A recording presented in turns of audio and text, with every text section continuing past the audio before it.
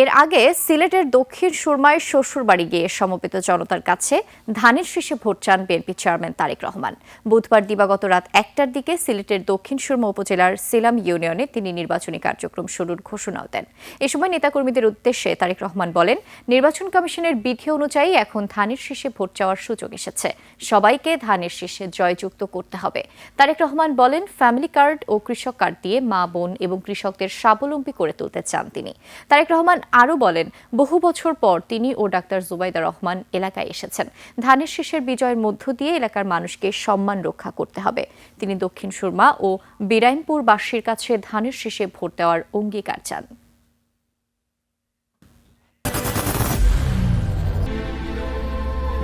I am Ox. আল্লাহর রহমতে এখান থেকে ধানের শীষের প্রচারণার কাজ আমরা শুরু করলাম আজকে। আমি সকলের কাছে দোয়া চাই যাতে আল্লাহর রহমতে ধানের শীষ আগামী 12 তারিখের নির্বাচনে জয়যুক্ত হয় এবং আমরা আমাদের পক্ষ থেকে ফ্যামিলি কার্ড, কৃষক কার্ড সহ যে সকল প্রতিশ্রুতি দেশের মানুষের কাছে দিয়েছে, আল্লাহ যেন আমাদেরকে রহমত দেন